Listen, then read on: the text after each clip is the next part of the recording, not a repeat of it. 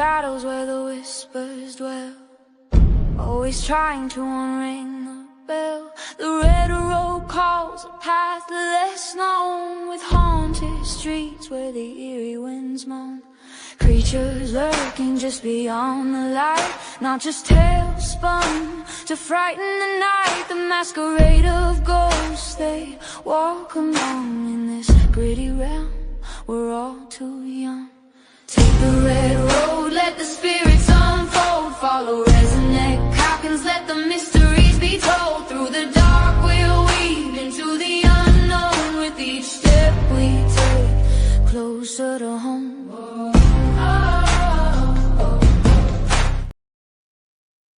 Welcome back to Red Road Paranormal, everyone.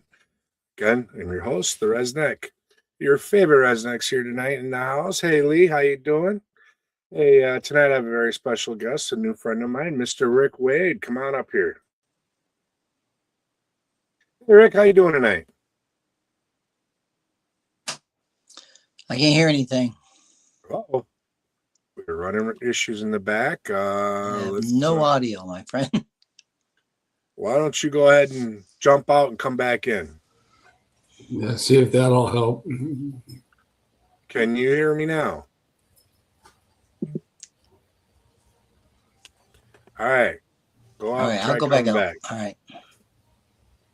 Yeah. Sorry, everyone. We have gremlins in the studio tonight on Rick's end. We've been having some issues with him losing his audio. Hopefully, we can get him out and come back in, and it'll work again. Yeah, because we got him working there just for a few minutes, and it seemed like it was working right before we hit the show. Yeah. Let's see what happens here. I'm back on. Yep. I can hear you. Can you hear me? I'm not.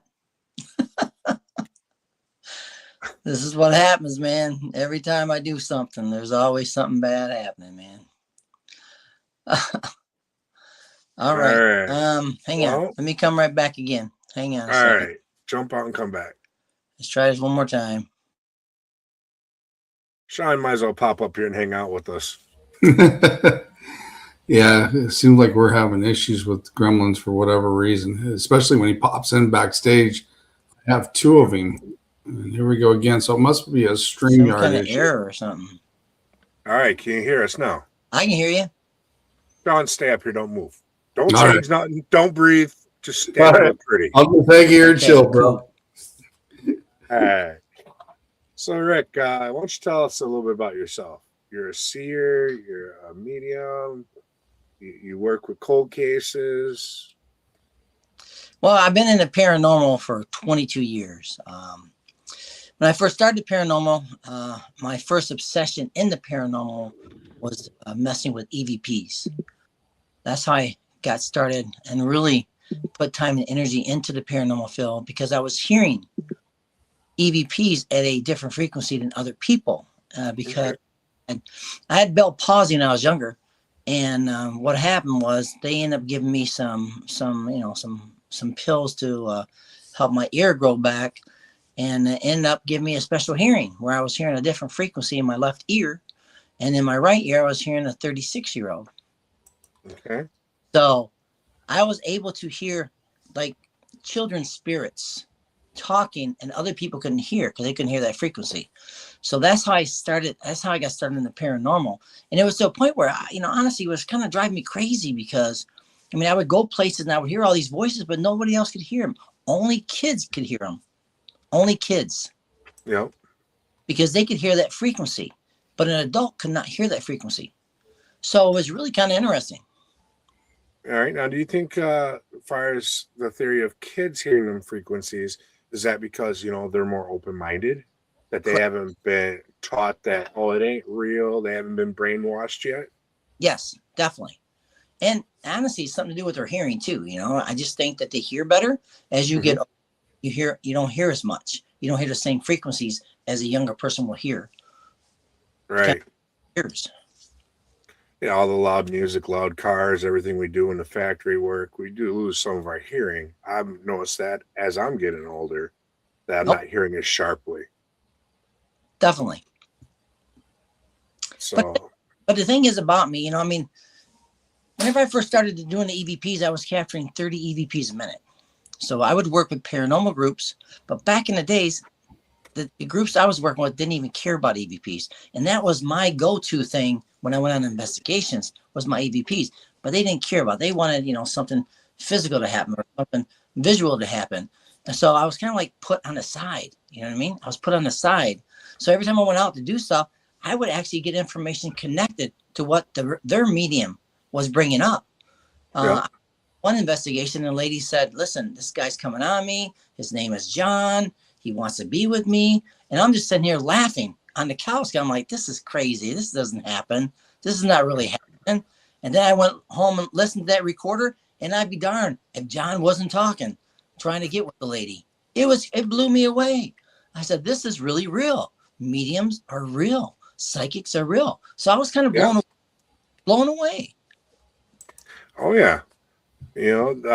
Without my background, I think I'd be blown away too if I started hearing stuff like this and it was correlating to what was already experienced there at the investigation. It's you got to realize though, when we pass away, we have the same personality that we had in this life. So therefore, if you're a flirt or you see someone that you're attracted to, yeah, you're probably going to hit on them. You are going to talk smack. Oh yeah, 100%. And I think that's what was going on. And like I said, I used to watch a lot of paranormal shows. I used to watch a lot of medium shows. And I was obsessed with that stuff. I really wanted to be able to connect with past loved ones, be able to connect with people's energy. But it took me years before I was able to do that. I had to do the recording first. I had to actually get my energy had to be set up in a certain way before I was allowed to be able to remote view. See, I remote view, and you know what remote viewing is? Remote viewing, actually seeing things in another place or another time where you shouldn't be seeing it. Or actually feeling it, or actually watching it, or experiencing it in your own basement whenever it's in California happening. So that's kind of remote viewing. You can see things in another area that you should not be able to see. Right. But when I first started, it was the EVPs came first, then the actual remote viewing came.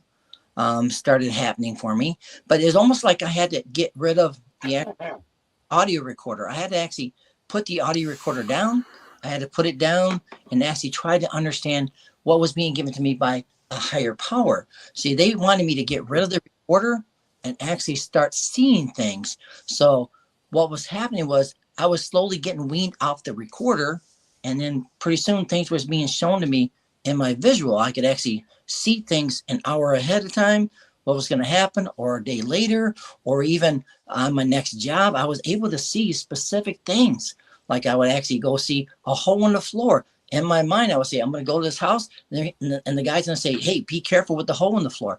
And I walk in the house, and the guy said, hey, be careful with the hole in the floor.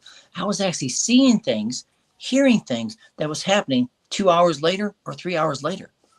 So that was what was so cool about my gift, because the recorders was amazing for a long time, but it got to a point where, some of the stuff didn't make any sense on investigations or on missing person cases. I was getting too many voices. So it was kind of confusing me. And people were kind of like, well, this guy's he's got some, man, he's hearing too many voices. You know what I mean? Yeah. It got to a point where this other gift of sight was actually giving me direct connect information to missing persons or to a haunted location. I would have paranormal teams come to me and say, listen here, Rick, here's a picture of this house. Can you tell me what you see? And I would actually see things about the house, what was going on, the story, and then I would actually see what's going to happen on the investigation later. So it was kind of cool. Nice. Yeah, I've had people come to me with pictures of like houses or locations. I'll pick up on things, but it's just little blips. It's never a full picture. So are you getting blips, or you get like the full picture, like you're actually walking through ahead of time? Yeah, basically I kind of put myself into a place, which is how it is. So it's basically like, it's almost like this is what it is. I'm actually hovering over a house. It's like see through the house, and I can watch activity going on. So that's what I do that. What's really kind of cool about my gift is I can actually, whenever I first started, I would be able to actually almost to a point where I could give evidence to happen before it happened. And they would be ready for it because they knew it was going to happen, because that's what was going on with me. Like, for instance, I said, listen, I feel like one of your team members is going to fall down the steps and sprain her ankle. And they're like, come on, man, we don't want to hear that, And it happened. Yeah.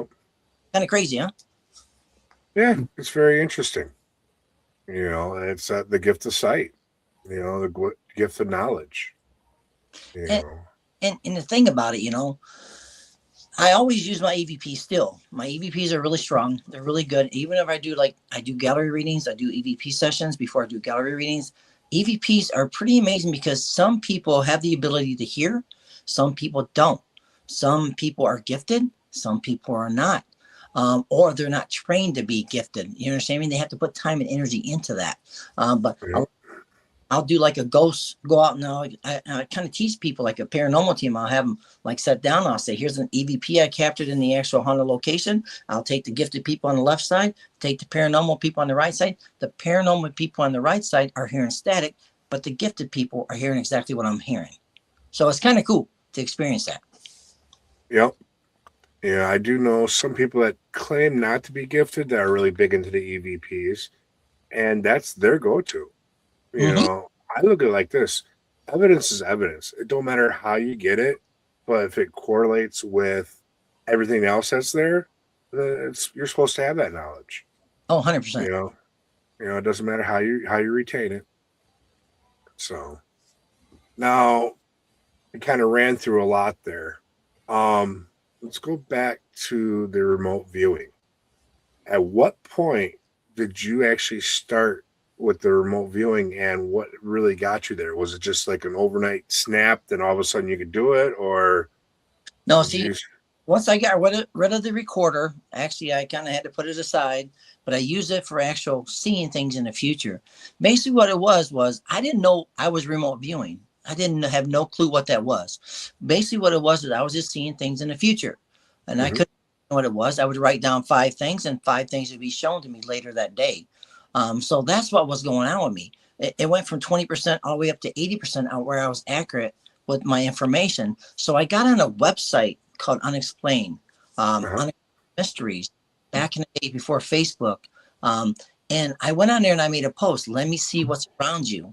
And people would come on. This is how I got training. This is how I learned things. People would come on. I'd have hundreds of people say, listen, can you see what's around me? And I would just look, and it would be shown to me. For instance, this individual, I keep seeing a shoe drawing of one shoe. And I was telling her, I keep seeing a shoe drawing. And then she actually sent pictures over through the web. She's an artist, and all she does is draw one shoe. That's what she does. So that's what I was seeing, things connected to people. It could be the smallest thing. It could be like, like their lampshade has a rip in it or something. I'm seeing a lampshade with a rip in it. And next thing you know, they're showing this to me. And that's what it was. I was just seeing things around. Now, how was I doing it? Was that really remote viewing, or was that reading a person's mind? I always wonder, am I really reading a person's mind, or am I actually remote viewing? Because when readings now, it's almost like I step their energy and become part of them, which is be able to see what's going on, be able to feel what's going on, be able to understand what's going on. But I'm telling you, the remote viewing, I didn't know anything about it until people kept coming on and showing me, hey, this is what you're doing, and gave me information. And like I said, I just thought I was just seeing things around people. I had no clue, but I worked at it. I mean, we're talking hundreds and hundreds of readings. If you open your mind and you keep doing it and you keep doing it and you keep doing it, you will get better. You will get better. Open up more. You'll experience more. And that's what it was. That's what was happening. When I first started, of course, I was seeing all kinds of stuff that wasn't connecting to.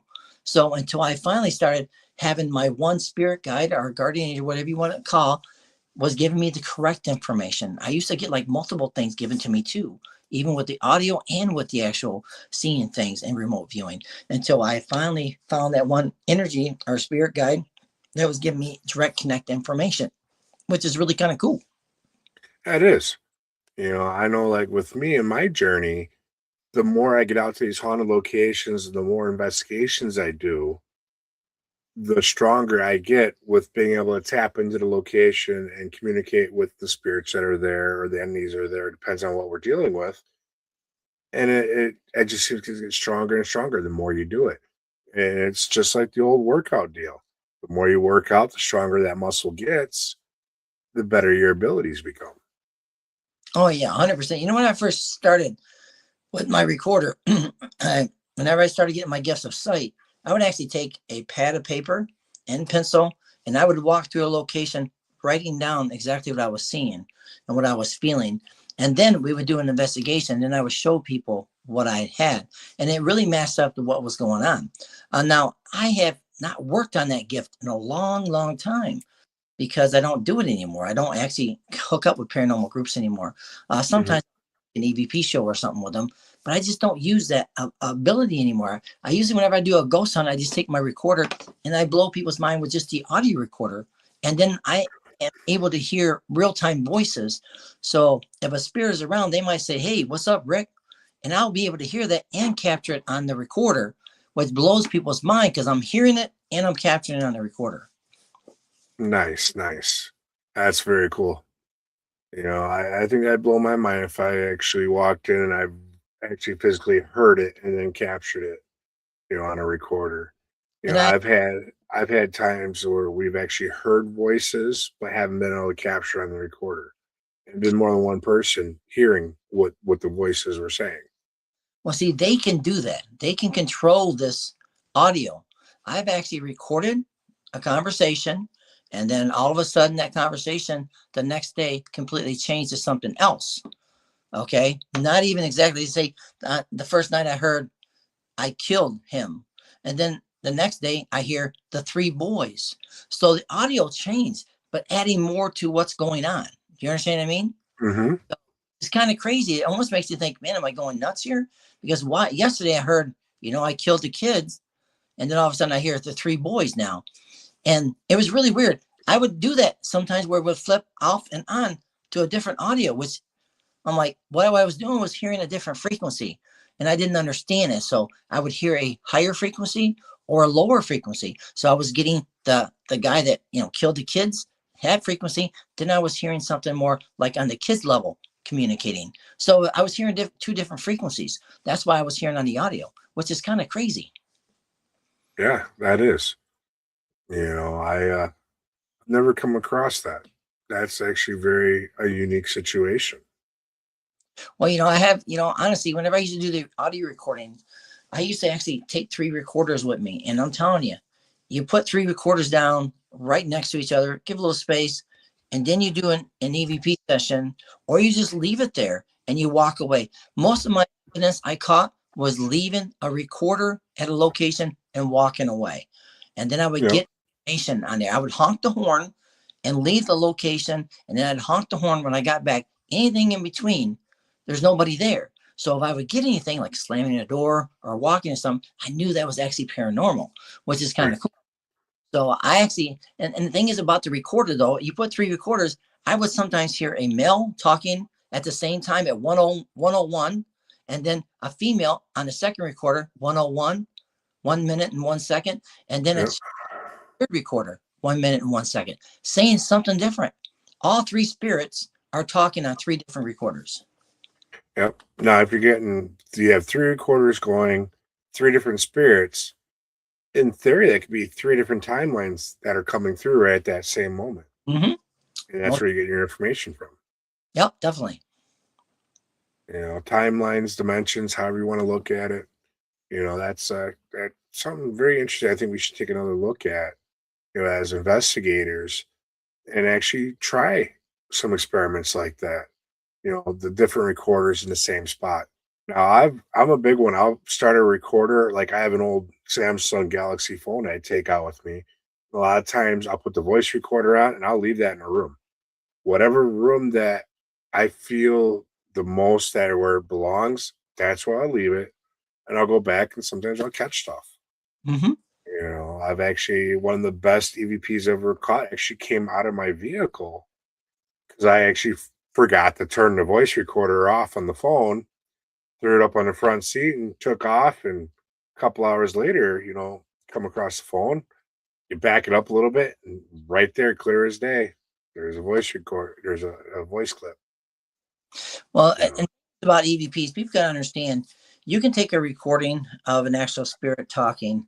And if you pay attention, now see, I have this unique ability to hear. So whenever I put the actual recorder on an actual app like WavePad, a lot of times people, there's actual highs and lows whenever a voice comes on, right? So yours is, let's say it's 3 inches high on the program, but a spirit voice might be 1 inch high because it's a lower frequency, right? Yep. So, but the thing is, I'm able to hear a frequency at a straight line. So I'm able to hear that spirit talking at a straight line, where most people will just pass that whole audio recording up. They'll pass it up and it's Yep. gone. And they miss so much stuff in the middle there that's actually being spoken to them. Yeah. I'm a firm believer to actually listen to everything. Don't run through software to try to shorten your time down. That's why I have so much stuff I have to go through. Because I'll sit and watch every second of the video, listen to every second of the recordings of the audio to go through it. I won't run it through a system to try to figure out what's there. Well, also about the recorders, I was actually talked to another medium, and she would actually help me on missing person cases. And basically what she would do is take the audio that I would give her, and she would slow it down or speed it up, and she would come up with a whole bunch of things. I mean, she sent me like 100 little words or something. But I'm telling you, so much of that stuff connected to the actual missing person cases. So I'm just wondering how she was getting it. How was she would slow the audio down, she would get that name. She slowed the audio down, she'd get the incident where the person got hit by a car. I mean, all this stuff was actually pretty amazing. But she told me that in EVP, you can slow it down to a lower audio and you can hear more, or you can speed it up and you can hear more. There's more to an EVP than just listening to it and all of a sudden you get one capture. If you slow it down, or if you take that audio recording and you reverse it, sometimes you can get another word in there too. Oh, what's up, Michael? That's a good buddy of mine, Mr. Alsip. So yeah, I know there's a lot of people that talk about when you play things backwards, you get other voices. Some say if someone's lying and you play the lie backward, the truth will come out. I've heard everything from the Beatles to supposedly,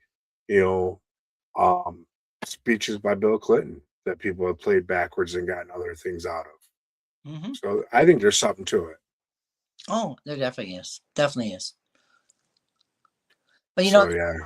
Thing is about my audio, though. I mean, it's almost like I had to do the audio for a period of time. Then I had to do the actual remote viewing for a period of time, which I didn't know what I was doing. And then after that, I started doing past life readings. And I didn't know what that was. I'm just having fun. I'm just remote viewing and seeing things, right? But what I was really doing, and I didn't know, was I was tapping into people's inner. Okay, I was tapping dreams. So I started reading past lives. So this one lady sent me a message on this website and said, "Hey, can you read my past life?" I said, "Yeah, I'll give it a go." So I would go send her information in private message. I would see her actually as a serial killer, and she would kill people and cut them up and put them in bags and bury them around the city. This is what I was seeing for this lady. Now it sounds pretty bad, right? So she contacted me and she's bawling her eyes out, said, "You not believe this, man, but every night I'm killing people. I'm putting them in bags and I'm burying them in the city. Every night I have this dream." So I'm tapping, even though I think this is a past life, that she was a serial killer, but maybe I'm just tapping into her energy now where she thinks about it, or maybe she really was a serial killer in the past life. Very well possible. You're picking up on her past life also, though you're seeing she's picking up on it because it's in her DNA from the past. Like say all your lives are in your DNA.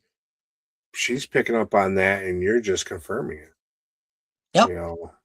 And what a shocking thing. I'll tell you another story. I was reading two individuals on two different websites, and I didn't know they were both coming to me for a reading. Okay. Yep. Lady Mystic is also another medium that works with cold cases and missing people. Cool. Yeah. And the thing is I had these two individuals from different websites contact me, and they wanted me to do a past life. They wanted me to do a reading. Well, it was past life reading back in Hey, so I offered a connection on both of them, and I didn't know they were friends. Okay, I didn't know they were friends. So I read this person. I said, I see you was abducted. I see they worked on your body. I see you was up in an aircraft, on a UFO. I did the same thing with the other person. So they ended up coming back on the website and telling me that they actually both were abducted at the same time by a UFO. Now, how crazy is that? Right. Two different people, but they're both connected on that way. So I saw them being abducted, and that's exactly what would happen to them. In their mind, did it really happen? Or was it in a past life? Whatever, it was connecting to them in a way that they were shocked. That would kind of be interesting to dive into on that one. You know. And another thing, I did another reading for a past life reading on another website, and I read this individual, and then and I have these readings. So, but I read this individual, gave him all this information, and then this individual came to another website where I was on, and they asked for a reading, but they had a different name, right? So I ended up connecting with that energy. And it was exactly, I'm talking word for word, with exactly the same past life, because it was the same person, but I Yep. had different names. Hmm. So What's up, Laura? Laura's been taken many times, she says. Well, I'm glad they let you come back. I really am. Yeah, I always wondered about that, for those that have been taken and brought back, those of us with gifts, if we'd actually be able to see something like that and pick up on it. And according to you, yeah, you do. Well, it's definitely interesting. I've tested all this stuff so much on all these websites and stuff, even the remote viewing. What I would do is I would take 5 different people and I would start them at 10 o'clock, 10:30, 11, 11:30. I would set them exactly at that time and I remote view everybody. And I'm telling you, the information that was coming through was pretty shocking because of all of what I was seeing on each individual. But it's just like, and the thing is how I don't understand sometimes whenever I get that information, how I'm getting all the information. Sometimes, like I said, back in the day, I didn't know I was connecting with energy. I think back in the day, it wasn't so much remote viewing. It was more just connecting with their energy. I was learning to do that, but I didn't even know what that was because I didn't know how to connect with the person's energy. So as I look back now, even the past life stuff, I think I was actually going into people's past lives and actually transporting my energy into their past lives because I was seeing things. I mean, I was seeing things overseas or I was seeing this and I would look it up. I'm like, holy crap, that really is there. That really exists. So it's kind of crazy. Yeah. So yeah, it's one thing. I've done a past life regression once. Something I've always wanted to do again. Let's see what else is back there. Now, you know the difference from a past life regression and a past life reading? Well, go ahead and explain that for our viewers. Okay, so a past life regression, I've been through this before where they actually take you back. They'll take you back before you were born. They'll take you back as far as they can go. And then they bring you back and stuff. That's the past life. Like I think that's a past life regression. See, a past life is different for me. A past life reading is actually connecting with them when they were in their past life, seeing them, who they were, their name, what they did. Explain something to you. So I did an individual. He wanted a past life reading. Okay, so I did a past life reading. I saw him on a certain name of a plane. I saw him crash. I saw him go missing. All this stuff was given to him. And he actually looked it up and he was having nightmares of being in a plane crashing all the time. So he ended up looking up the information. He found this actual person, exact person, name and plane. And he actually had a picture of him and he put his picture and the individual that was in the past, their pictures together and they look like identical twins. So how crazy is that, right? Right. Well, that's just how my past lives, but I don't do past lives hardly anymore. But sometimes I'll do it once in a while. But I'm telling you, the past life it's really, really kind of cool. But it scares me though, because I've read another individual and I saw her cutting her wrist and taking her life in the past. Well, she ended up doing it in the current life and taking her and cutting her wrist and having to be rushed to the hospital. So you got to be careful when you offer past life readings to people because it opens up something in their mind to where if they can't handle it, they might kill themselves, which is really sad. there's a lot of us out there that deal with depression and stuff like that, and feel like can't do it no more. So you can't, as the tool that brought the information to them, you can't blame yourself. Right. You know, that's we're just the tool, the go between from the other side and here. So, but yeah, I can understand how someone was given information like that and could possibly freak out. You know, not being able to handle it, wanting to start over. You know, and it's always not the right thing to do. So, since we're on this topic real quick, if any of you guys out there are feeling low, depressed, need someone to talk to, please reach out, get help. We don't want to lose you. You know, doing something like that, like offing yourself, is not the way to go, guys. You have too many loved ones close by that love you and care about you. Heck, if you're watching the show, I care about you, so I love you. So, okay, back to the show, Rick. No problem. No Got my problem. little seriousness out there for a little message. But Yeah. like I said, I've read over like 14,000 people. I know people are like, what? But no, I've read over 14. And when I first started this, it was an obsession for me. Just like the EVPs was an obsession. I was reading 7 to 10 people a day. And the thing is, I was ruining my own family because all my time and energy went to EVPs and went to readings.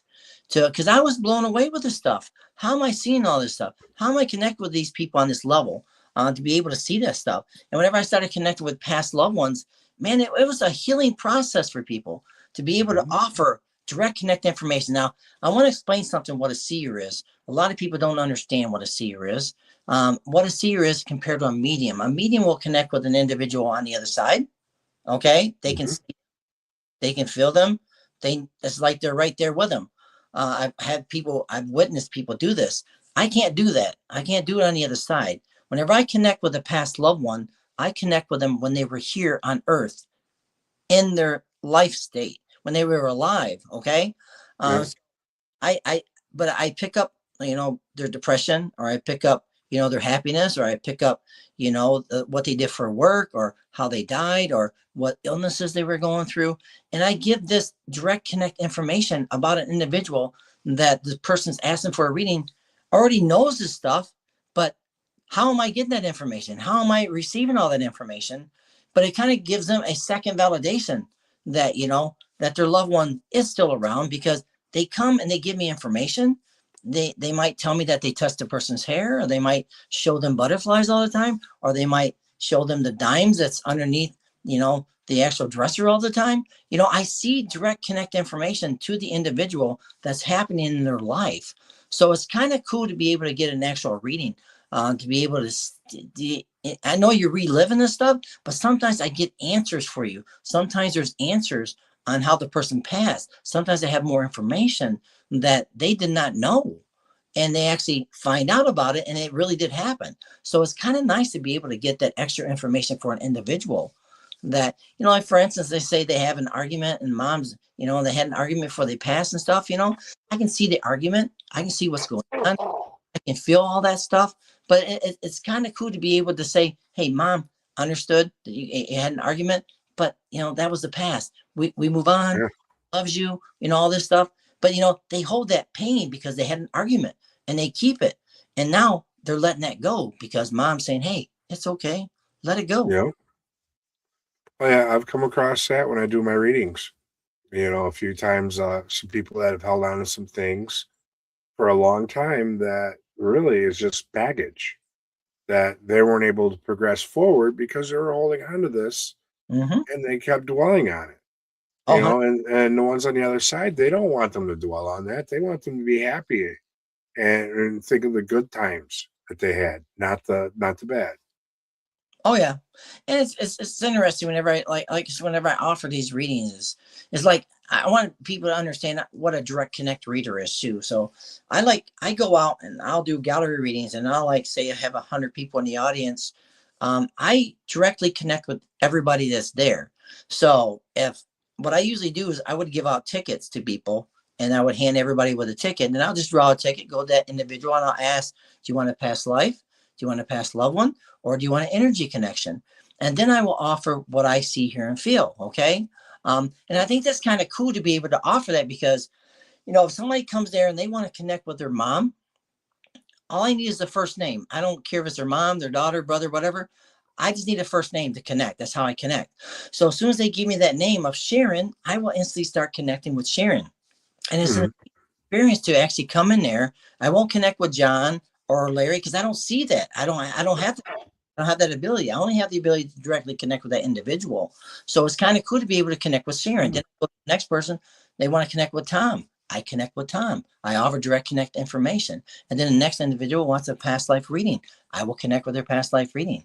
So it's kind of cool to be able to give all that information and connect in many different ways to people. It just kind of blows people's minds.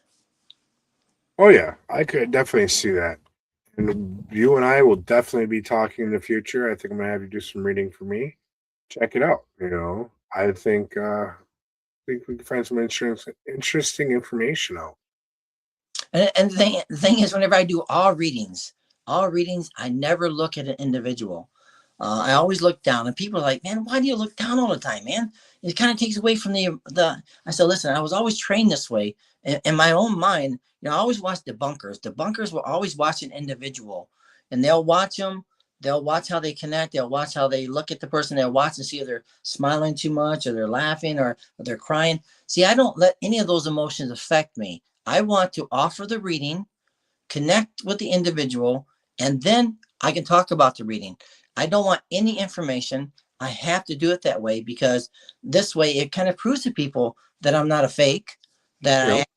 I didn't look up stuff because I'm reading all these people. I didn't look up anything. A lot of people might say, oh, he had to look that up. But no, I give them information that is not on that web, or I give them information that was not talked about. So I think this is actually an awesome thing because they know that's real. Yep. Oh yeah, I'm kind of similar when I use my cards. I use soul cards, and when I'm staring at that card, I'm getting my information brought in, and it isn't until I know what I'm going to say that I look up. You know, so I'm not seeing how they react. Right. My general reaction from them, I wait till after everything's said and done, and say, well, hopefully something resonated with you, and that's usually when they pop and go, well, they start listing everything off that where it resonated with them. And it's kind of cool. I don't have to have an individual in front of me. So I usually do a lot of text reading for people. Same thing. They just give me their first name, or if they want an energy connection, I connect with their energy. And it's kind of cool to be able to connect with a person's energy because, like I said, it's almost like they are an outlet and I'm a plug, and I just plug in. And Hmm. not people. You have a guide, I have a guide, and I just get information downloaded to me as soon as I start reading. So it's really kind of cool. It's kind of cool experience. I mean, I post a lot of my readings on my page and stuff. You can see some of the stuff, how people react and stuff. It's kind Yeah, of interesting to people. It is. nice, very cool. So now, if anyone wants to get a hold of you for a reading, how do they get a hold of you? Just get a hold of me on Facebook. I usually run all kinds of specials. I usually run like $20 deals or $30 deals. I mean, I'm not an expensive reader because I don't do this full time. I do this part time. I Yep. work I work a full day. I mean, I work 12 hours a day today to get my jobs done. But I just do this every once in a while. I don't really do it full time. I mean, would I do it full time? I don't even know if I would even want to do it full time because then I'd have to actually quit my job. And then, of course, that's where money comes in. You can't quit your job and try to live off of this because you can't, because then you have to charge people so much more money. And then that's going to knock you out a lot of people out wanting readings because they can't afford it. Nobody can afford higher prices like that. You know what I mean? Only certain individuals. So that's why I work my day job. I do this as a cheap rate just to help people out. But a lot of times I do a lot of free readings too. So I usually have free reading shows and stuff. But yeah, it's kind of cool. But the thing is, my gift never leaves me. It never leaves me. I can go like 3 months without doing any readings, and it's still there. Mhm. It never leaves me. Oh yeah. Once you've tapped into it and you've understood it, it's going to be with you for a lifetime. It's like the old phrase: once you open Pandora's box, you can't put it back in again, or you let the genie out of the bottle. That's exactly how it is. It's always going to be with you once you open up to it. And the thing is, I know a lot of people don't charge for readings, but I and I don't charge a lot, but at the same time, I could probably charge a lot more, but I don't do that. But like I said, I usually run a special of $35, but sometimes I run $20 specials. And I understand, you got to understand, whenever I first used to do this for free, this is why I charge. Now, let me explain something to you, why I charge. Okay, this is why I charge, because I had an actual medium come to me, and she kind of did some chakra stuff on me, and told me, she said, this is what's going on with you, Rick. Well, I see you as a huge Coke. You're a huge Coke, and there's like 1,000 people have their straw, and they are sucking you dry. Now, whenever I was first doing this readings, I do 7 to 10 a day. These were all free readings. My first 5,000 readings were all free. But it got to a point where they were draining me. They were taking advantage of me. They were using me. I had one person come to me 3 times in one day. Okay, it's okay to do free readings, but whenever they're sucking your soul dry and taking everything away from me, that's when I had to start charging. And she said, listen, you got to charge something, man. You got to charge something. You got to have some kind of exchange of energy. If you don't do that, they're just going to suck you dry. And that's what it was. I was being sucked dry. I was getting depressed. I was not able to sleep. I mean, people were contacting me 24/7. I mean, my wife was about ready to kick me out of the house because that's what was going on. And then whenever I started charging, it was only like $10 or even $15. I lost like thousands of people. They just never came back to me again because they were only there to take advantage of me. So that's why I started doing it. Now, the average person that maybe is doing it for free right now, but they're not getting hit 7 to 10 times a day. You know what I mean? That's a lot. Anybody, you know what I mean? Yep, that is. And like me with my background with the church and everything, growing up in the spiritualist church, we didn't charge for readings. It was part of our natural Sunday service at the end of the services. And I was always taught that you don't use your gifts for personal gain. That's where I've always struggled to charge for a reading. And I've been told by many different psychics out there, like, hey, your time is worth something. You don't have to charge a lot, but also when people are getting it for free, they don't value it. There's no value to it in their book. That's 100%. So you gotta charge something. Yeah, and that's what it is. Like I said, I mean, I see mediums out there charging $500,000 for a 15, 20-minute session. I mean, I don't have that kind of clientele. I don't. Yeah, no. I usually have just people that actually are scraping up pop cans just to even get a $35 reading. So, like I said, a lot of times I do it for free. But I've done 14,000 readings. I think I've probably done close to 9. Let's see, probably I say 10,000, maybe 10,000 was free. 10,000 readings free. Yeah. So, I mean, that's a lot of readings. A lot of energy. And like I said, I almost lost my wife. I almost lost my family because all I was doing was readings all the time. I never gave them any time of day. I wouldn't. Every time I would go somewhere, I get a call. I need a reading, and let me tell you how scary it was. I was reading. This is how scary this is. I was reading an individual. I'm tired. I work all the time, and I was reading an individual. I had my family in my car, my kids in my car. This is how my mind was. And I was reading an individual. I had to do a reading before I went to the store. I went in the store. I brought my 2-year-old daughter. I brought my son and my other son, and we went to go do some shopping. And what I ended up doing, and sounds terrible, this is what happened. My mind was focused on reading people so much that I ended up leaving my daughter in the car. I ended up going inside. I put her in the back seat, and I forgot about her. And I went in. I'm texting people as I'm in the store, trying to spend time with my son. Then all of a sudden they clicked to me. Oh my God, where's my daughter? And my sons, they were oblivious. That's not their responsibility. So I went out to get my daughter, and she was hot and she'd been crying. Yeah, giving all your time and energy to all these people out here, they were just like pulling everything out of me. And I couldn't even concentrate on my own family. Yeah, you gotta know when to shut that switch off, not pick up the phone, and stuff like that. In my case, I actually waited till my kids are all over the age of 18 and starting their own lives before I actually stepped out into this full as much as I am.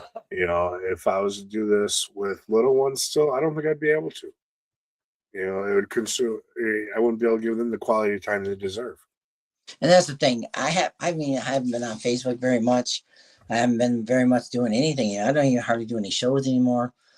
I just like, this is all spending time with my family now. That's what it is. I spend time with my family. I think it's important.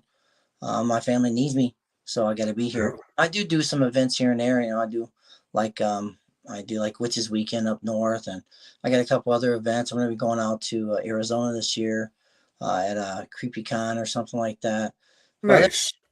I mean, I usually set up like 8 or 10 ghost hunts and reading events every year, but I kind of got away from that too because people just can't afford to come out anymore, and places are so expensive anymore. And I mean, it just makes it kind of hard. I have to take a day off of work, and that's money.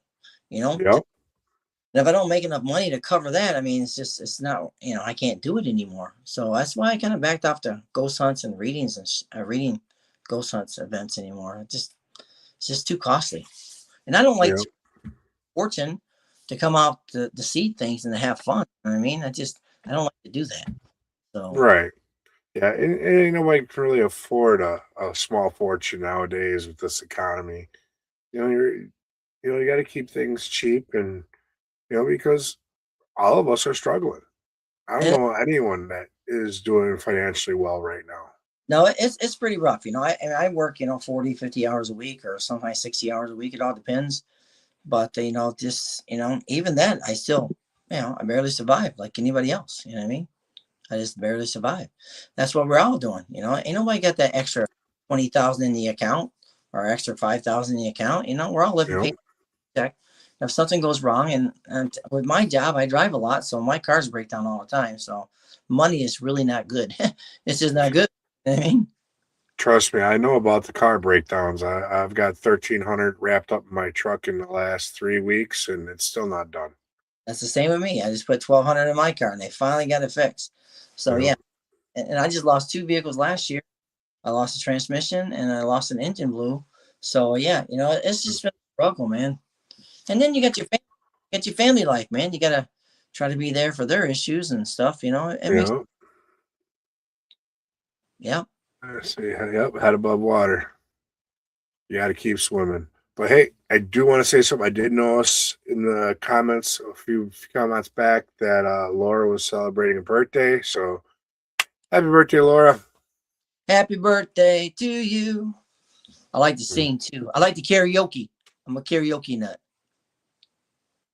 Yeah. So, uh, but yes. Let's see. So now I like karaoke too, but I can't carry a tune in a bucket, so I don't tease people. I like karaoke and dance. That's what I do. Karaoke and dance. There you go. I like to Let, get the let's crowd. let's set up a ghost hunt somewhere. Karaoke, dancing, and pizza. That's what we do, man. That's what I do. Whenever I do these ghost hunts, we do the ghost hunt. Then we at certain places, then we go karaoke. So which is kind of cool. As a matter of fact, I got a place in Indiana. I'm gonna the old jail sheriff's house. You know where that's at? No, I haven't been there. Okay, so I have some friends want me to come out there. So what we usually do is we go there. I rent it out from like 6 to midnight, and Mhm. then from there we go karaoke at the bar up the road, and we just karaoke to 2-3 hours. 2-3 hours in the morning. So Hmm. it's kind of cool, and it's actually a pretty cheap place. They don't cost a lot of money. It doesn't cost a lot of money to rent out the old sheriff Crown Point. It's in Crown Point, old sheriff's house. It doesn't Okay. cost, not very expensive. So they're pretty cool people, and it's a big jail, man. That's where what was his name? I was gonna say, wasn't Dillinger there? Dillinger. Yeah, Dillinger escaped from there. So yeah. Yep, that's definitely a place I should check out then. I'm always been connected to the old mob stories ever since I was little. But what I ought to do is I ought to rent that out again, and like I said, I'll rent it out and maybe just do a gallery reading, and then do a ghost hunt, and then go karaoke in. So I got friends Right? dying for me to set it up, so I just set it up and make it happen. So Well, depending on what it is, I'll try to make it over. yeah, You know, it's always cool. They're always nice people.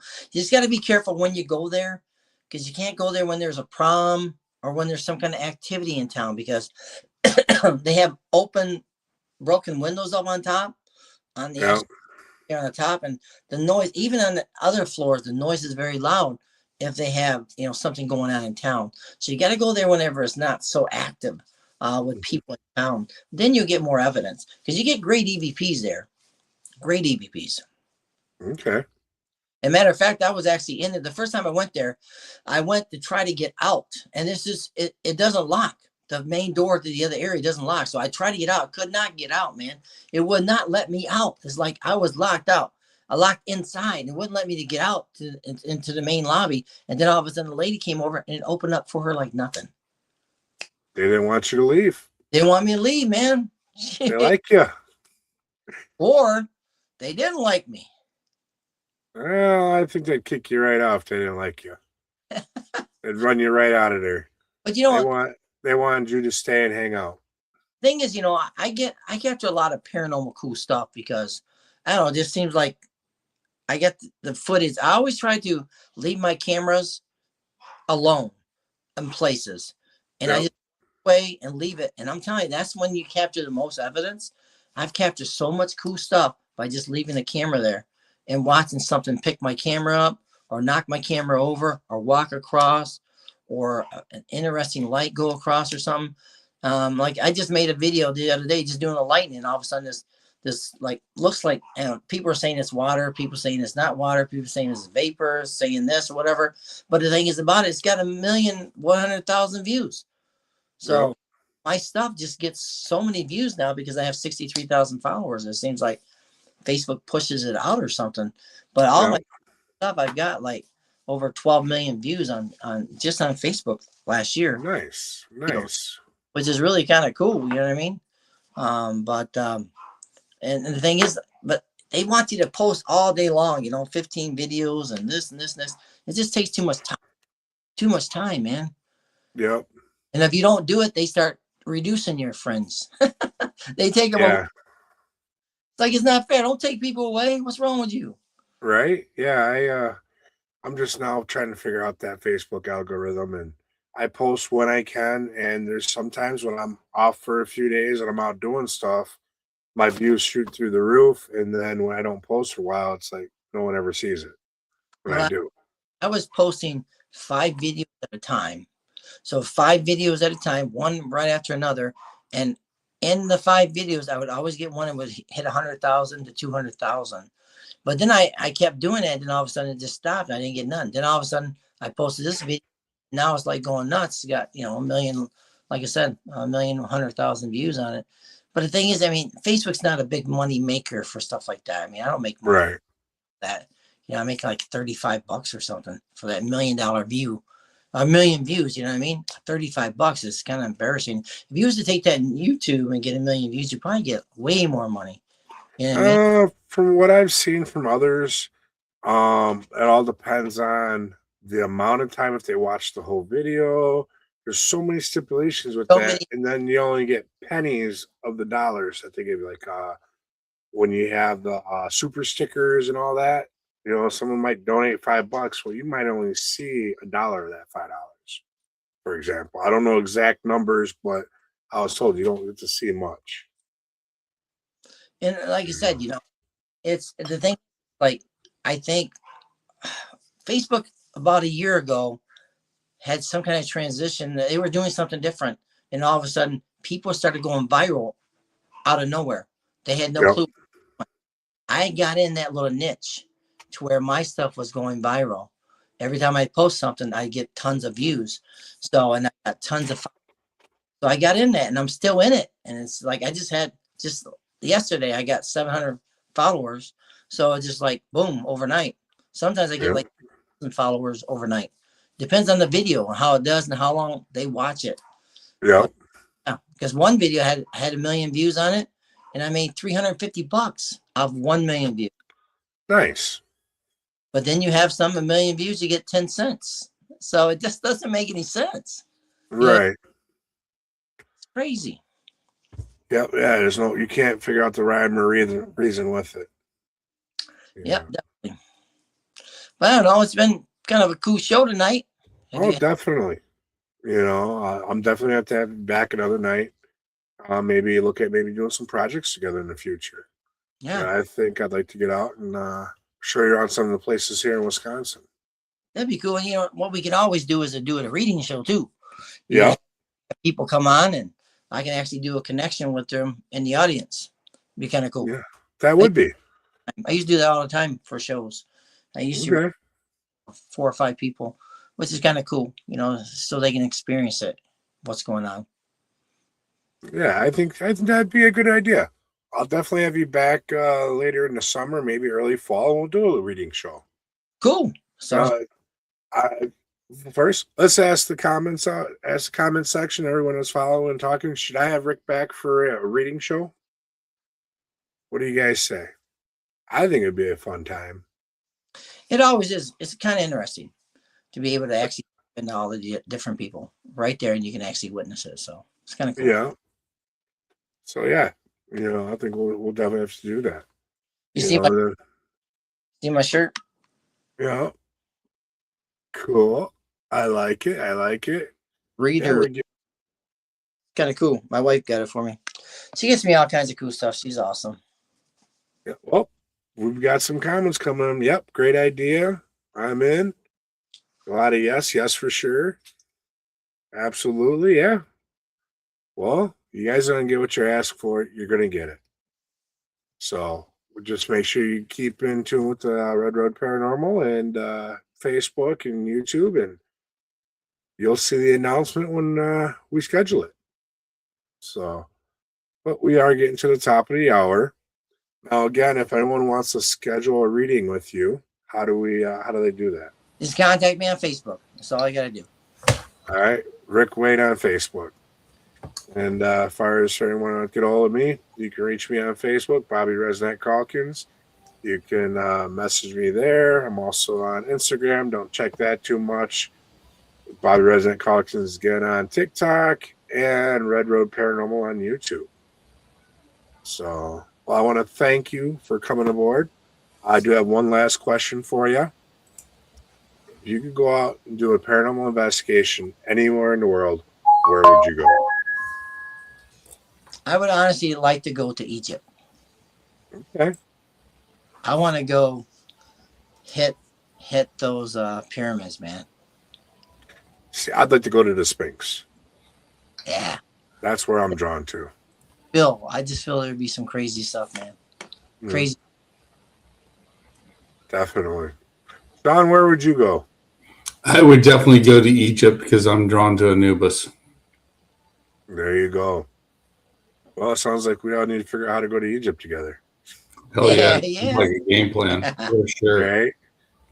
Shenanigans will be afoot.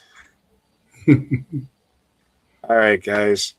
We're going to cut out of here for now. Remember, don't just sit and dream your life out. Right? Don't sit and dream your life away. Get out there and live your dreams today. And thank you for tuning in to another week of Red Road Paranormal. And we're out of here. Yep. Great show. Great show, guys. And have a great weekend, everybody.